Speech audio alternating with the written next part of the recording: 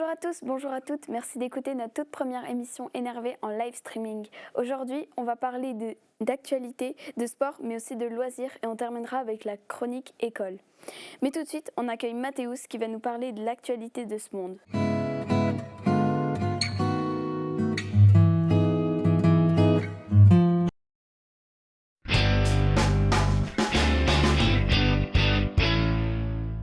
Bonjour Célia, commençons par la Suisse. À Crans-Montana, un incendie dramatique a éclaté dans un bar. En moins de 3 minutes, les flammes ont envahi les lieux. À l'intérieur, la panique a été immédiate. Il n'y avait qu'une seule sortie accessible, ce qui a rendu l'évacuation très difficile. La plupart des victimes sont mortes intoxiquées par la fumée. Ce drame choque profondément le pays et relance une question essentielle. La sécurité dans les lieux publics est-elle suffisante? Les autorités ont décrété un jour de deuil national et ils ont annoncé des contrôles renforcés dans d'autres établissements. Les gérants du bar pourraient faire face à des lourdes sanctions judiciaires. Direction maintenant l'Amérique latine. Au Venezuela, le 3 janvier 2026, les États-Unis ont mené une opération spéciale qui avait pour but de capturer le président Nicolás Maduro. Il a été transféré aux États-Unis pour être jugé, notamment pour des accusations liées au narcotrafic. À Caracas, un gouvernement intérimaire a été mis en place pour gérer la transition. Le pays qui possède d'importantes réserves du pétrole se retrouve au centre de nombreuses discussions internationales et le pétrole est un enjeu majeur pour son économie, mais aussi pour les investisseurs étrangers. Cette intervention divise fortement la communauté internationale. Certains parlent d'une violation de la souveraineté du pays, d'autres y voient une tentative de mettre fin à une longue crise politique et économique. Une chose est sûre, la situation reste fragile. Enfin, en Iran, depuis la fin du mois de décembre 2025, des grandes manifestations secouent plusieurs villes. Les Iraniens protestent contre l'inflation, la hausse des coûts de la vie et la chute de la monnaie. Mais au-delà de l'économie, beaucoup réclament aussi plus de liberté de droit. La répression est très dure. Tirs à balles réelles, arrestations massives, restrictions d'Internet. Le nombre exact de victimes reste difficile à confirmer, mais les estimations évoquent plus de 30 000 morts. Le pays traverse maintenant une période de tension très profonde. Voilà pour l'essentiel de l'actualité internationale, un monde marqué par des crises, des bouleversements politiques et des fortes tensions sociales. Merci Mathéus pour cette actualité. On va continuer à parler d'actualité, mais dans le sport. Et c'est Raphaël qui va nous donner les résultats olympiques de nos champions suisses. Et il s'en sent plutôt bien sorti. Salut Raphaël. Salut Célia, eh oui, ça s'est super bien passé pour nos champions suisses. En fait, pendant les Jeux Olympiques, pendant 15 jours, on est les rois du monde, même si on n'a pas été les plus hauts dans le classement. On est arrivé 8e avec 23 médailles, donc autant que la France, qui est 8 fois plus peuplée que la Suisse et 13 fois plus grande. Et on a 6 médailles en or parmi toutes ces médailles. Et dont la médaille de Mathilde Gremaud et une autre de Marianne Faton qui a fait une médaille historique grâce à sa médaille en ski alpinisme. C'est la première fois des Jeux Olympiques qu'il y a une compétition de ski alpinisme et elle a remporté la première compétition de ski alpinisme de l'histoire des Jeux Olympiques. Et d'ailleurs, si vous étiez dans le canton de Fribourg pendant les Jeux Olympiques, vous avez peut-être vu des bus qui, au lieu de mettre la destination, mettaient des Bravo Mathilde ou encore Bravo Marianne. Mathilde Gremaud aurait préféré avoir 2 médailles. Malheureusement, elle s'est blessée à l'entraînement pour le Big Air. Et Franjo van Almen a gagné 3 médailles d'or pendant ces Jeux Olympiques. Il est en tête du classement des athlètes. C'est complètement énorme. Et Loïc Meillard, il a quant à lui gagné la médaille d'or en slalom. Bien sûr, il n'y a pas que eu des médailles d'or, il y a les médailles d'argent qui ont explosé pendant ces Jeux Olympiques. 9, parce que Meillard a aussi fait une médaille d'argent en combiné. Il était en équipe avec Marco Odermatt qui a gagné une autre médaille d'argent et une médaille de bronze. Et Marianne Faton n'a pas que fait l'or, elle a aussi fait l'argent en combiné avec Jon Kistler, le Zurichois. Les dames ont gagné le bronze. Les hommes ont gagné le bronze, pardon. Ils ont gagné tous leurs matchs en tour préliminaire et ont malheureusement perdu les demi-finales contre la Grande-Bretagne. Et quant aux femmes en curling, elles ont gagné l'argent, médaille bien méritée. Elles étaient moins bonnes que les hommes en tour préliminaire, mais ont gagné les demi-finales et ont été battu en finale par la Suède. Et en hockey sur glace, aucune médaille pour les hommes, mais une médaille de bronze pour les femmes grâce à Alina Müller, qui a donné la victoire à l'équipe suisse en prolongation en petite finale contre la Suède. Mais bien sûr, il n'y a pas eu que des médailles dans ces Jeux Olympiques. Il y a aussi des commentateurs assez rigolos comme Pascal Blattner qui a défié les lois de la gravité et a dit que le patineur artistique français Adam Sio-Im-Fa était resté 69 secondes dans les airs au lieu de 0,69 secondes. Erreur qui peut arriver. Ce qui a fait rigoler le monde, c'est qu'en plus elle a insisté, elle a insisté au reproche de son collègue qui lui a dit que ce n'était pas possible et lui a dit que 69 secondes ça faisait bien 1 minute. Et c'est une erreur qui a vraiment tourné dans les réseaux sociaux. Malheureusement, l'esprit olympique il n'était pas toujours au rendez-vous avec par exemple l'élimination de l'athlète ukrainien de Skeleton qui s'est fait éliminer à cause de son casque qui avait des autocollants de ses compatriotes morts au combat. Et on a aussi les Paralympiques qui commencent très bientôt, dans 2 jours. Et l'Ukraine, et la Pologne et la République tchèque ont décidé de boycotter la cérémonie d'ouverture à cause des drapeaux et que la Biélorussie et la Russie sont présents à ces Jeux paralympiques. Et les prochains Jeux Olympiques se tiendront en 2030 dans les Alpes françaises, 2034 aux États-Unis et 2038 éventuellement en Suisse, qui pourrait avoir les Jeux Olympiques 90 ans après 1948, les Jeux Olympiques de Saint-Moritz qui avaient été prévus en Suisse à cause de la guerre. Merci pour tous ces résultats très réussis puisque l'ancien record de médailles olympiques des Jeux Olympiques d'hiver, c'est 19 à Calgary en 1988.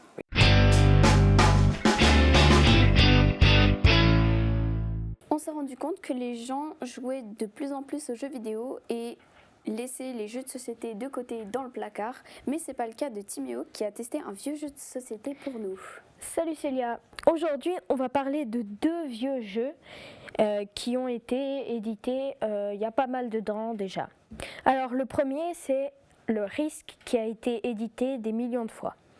Il a été édité pour la première fois en 1957 par Miro Company, sous le nom de la Conquête du Monde. Il est aujourd'hui édité par Parker, une société du groupe Hasbro. Et son créateur se nomme Albert Lamoris. Ça se joue de 2 à 5 joueurs et le but c'est de conquérir des territoires en faisant semblant d'être des dirigeants du monde. Il y a 3 types d'unités. Les soldats qui valent 1 homme, les cavaliers qui valent 5 hommes, et les canons qui valent 10 hommes. Plein de buts existent, mais le plus simple, c'est de vaincre ses adversaires et de contrôler toute la carte. Plein de variantes existent et d'extensions, mais la plus connue, c'est Game of Thrones. Ça coûte une 30aine de francs. Maintenant, je vais parler d'un jeu un peu moins connu, la Crique des Pirates. La Crique des Pirates est un jeu édité en 2002 par Amigo et plus tard par Day of Wonder. Ça a été créé par Paul Randles et Daniel Stahl. Ça se joue de 3 à 5 joueurs. Le but, c'est d'avoir le plus d'or et de renommée, qui est symbolisé par la piste au-dessus du plateau du jeu. Chaque joueur reçoit un plateau bateau avec des jetons et doit choisir une île parmi 6 et se déplace dessus. Et doit choisir une amélioration pour avancer et pouvoir peut-être battre ses ennemis. Voilà, j'ai terminé. On a hâte de pouvoir y jouer. Merci Timéo.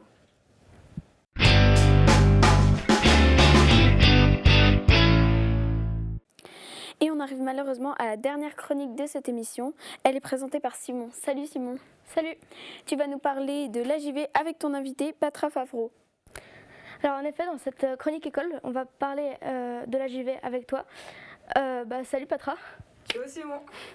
Je sais que beaucoup de jeunes te connaissent, mais est-ce que tu pourrais te présenter quand même ? Oui, avec plaisir. Alors moi je m'appelle Patra Favreau, comme elle a dit tout à l'heure.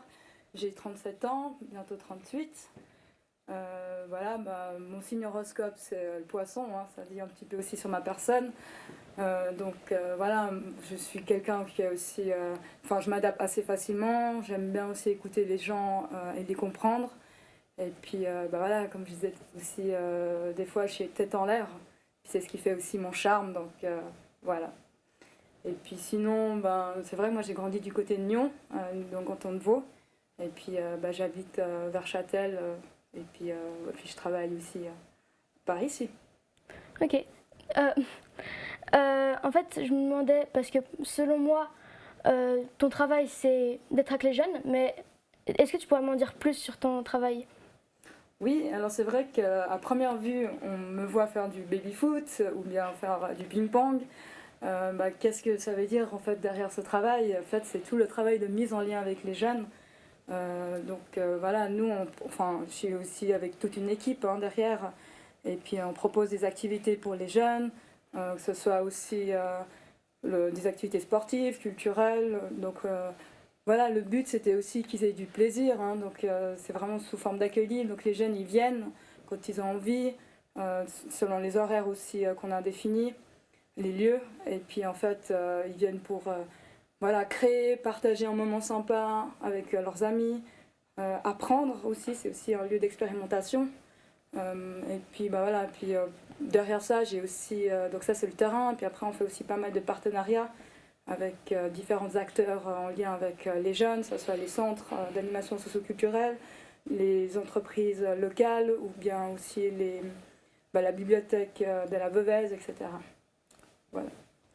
Et du coup, ça se base à plusieurs endroits en simultané ou bien... Alors, Pardon, oui, des fois en simultané, c'est-à-dire que donc principalement c'est du lundi au vendredi. Donc en fait, on a une voiture professionnelle, on fait de l'animation mobile, donc on a un local à Châtel-Saint-Denis qui est une animation fixe. Et puis les lundis, par exemple, c'est à Bessonnance, donc là on prend la voiture depuis Châtel. Et puis dans cette voiture, en fait, ce qu'il faut aussi savoir, c'est qu'on transporte nos matériels d'animation. Ce qui nous permet aussi de répondre à des besoins vis-à-vis des jeunes. Voilà, s'ils veulent faire un atelier de cuisine, on a aussi du matériel par rapport à ça. Mardi, c'est à Romofence, donc voilà, on circule vraiment à travers la Veuvez. Mercredi, là, tu parlais simultané, donc c'est à Châtel et à Talence. Jeudi, c'est un jour sur deux avec Le Cray ou Sansal. Et vendredi, c'est Saint-Martin ou Porcel. Ok. Et donc, moi, je sais que tu travailles à Sansal vu que c'est là où je t'ai rencontré pour la première fois. Mais est-ce que tu travailles dans d'autres endroits? Alors moi, je fais principalement, donc moi je suis responsable de la Haute-Veuvez, qui comprend les communes de Sansal, La Verrie, Saint-Martin et Porcel. Donc c'est principalement les jeudis et les vendredis sur le terrain. Donc l'après-midi et puis après les restes du temps, ça, je consacre pour le partenariat. L'administration, en fait, c'est mine de rien. Alors même si on est pas mal sur le terrain, on fait pas mal de parts aussi d'administration. L'administration, ça comprend, voilà, on doit faire des retours, ce qui se passe sur le terrain, à nos membres du comité. Très bien. En fait, là, je te vois, tu as l'air passionné. Est-ce que tu penses que ça a changé ta vie, ce travail? Alors c'est vrai que c'est un métier que on va dire que j'ai rêvé depuis que j'ai 16 ans, parce qu'il faut savoir aussi que à 16 ans, on peut faire des camps de vacances en tant qu'aide-moniteur. Et puis, on ne dit pas forcément que c'est un métier d'animation socioculturelle, qu'est-ce qui se cache derrière ce métier-là. Ce qui nous permet aussi de mieux comprendre une fois qu'on a été à l'école, à la HETSL. Et puis, du coup, avec l'aide-monitorat, j'ai déjà pu avoir un pied en lien avec la population, qui était les jeunes aussi à l'époque. Et puis après, je suis devenue monitrice, responsable de camp, et puis maintenant j'endosse la casquette, la responsabilité en fait de Haute-Veuvez par exemple. Trop cool. Est-ce que, t'as dit qu'à 16 ans t'aimais bien ça déjà, donc c'est un rêve depuis que t'étais enfant? Oui, exactement, comme tu l'as souligné. Et puis c'est vrai que voilà, moi j'en parlais comme ça avec mes parents, je vais faire des camps toute ma vie, et puis ils ont dit mais en fait comment tu vas vivre un camp, c'est très occasionnel. Et c'est vrai qu'en y réfléchissant en fait, c'est là que j'ai trouvé l'animation socioculturelle. C'est aussi quelque chose qui est plus ouvert qu'un camp, puisqu'on a parlé tout à l'heure d'accueil libre. On peut aussi parler de développement de projets.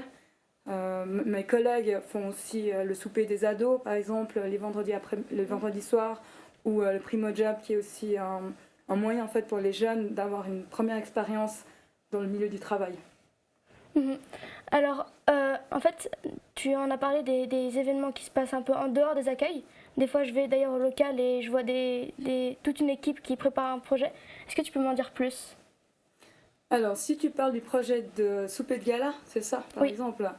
Alors, génial que tu amènes cet exemple, hein, parce que ça va me permettre aussi de présenter une autre casquette que j'ai, qui est praticienne formatrice, c'est-à-dire que j'ai la possibilité de suivre des étudiants, des stagiaires. Là, par exemple, dans la semaine thématique, j'ai une jeune du CO qui est en fait sur le terrain aussi de la JV pour voir un petit peu comment ça passe dans les coulisses hein, finalement aussi de l'activité. Par rapport au souper de gala, donc en fait c'est un groupe de jeunes qui souhaitent partir à Rampa Park, et pour un week-end, et donc du coup il faut aussi un moyen financier. Donc pour ça en fait ils ont l'idée de faire un souper de gala, donc en autofinancement quelque part, une participation aussi, et c'est tout ça aussi le travail que les équipes mènent. Donc le souper de gala qui va avoir lieu tout prochainement, le 7 mars, est porté par l'étudiante que je suis, et qui est en fait aussi dans son cadre de formation à la HETSL. Et puis le souper de gala, c'est un comité d'organisation de 12 jeunes, CO et CO+. Donc nous, on entend par CO+, c'est après le CO, donc à peu près à l'âge de 15-16 ans. Et c'est la thématique voyage en Europe, parce que comme tu sais, Rampa Park, principalement c'est des thèmes Europe, et aussi la thématique c'est meurtre et mystère. Donc l'idée c'est de faire un souper et en même temps une animation en parallèle. Ça a l'air trop bien. Ouais. Et c'est une première pour la JV de faire des événements comme ça aussi grands, on va dire. Alors oui et non, parce qu'on a déjà grand, hein, dans le sens aussi pour l'étudiante, c'est assez conséquent puisqu'elle attend à 60 personnes.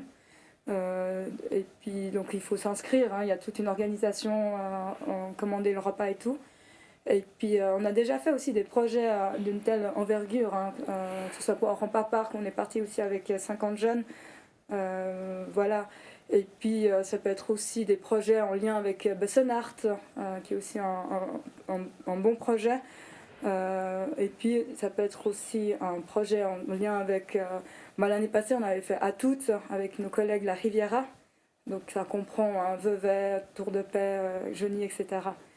Donc pour nous, en fait, quand il y a du sens, déjà ça part des jeunes, hein, comme le projet dans Rampa Park, mais ça peut être aussi une demande de nos partenaires, de travailler en équipe. C'est un travail qui demande beaucoup de collaboration, d'être avec des gens aussi, et puis c'est assez riche, moi je trouve. Trop cool. Et ça va être la fin de l'interview.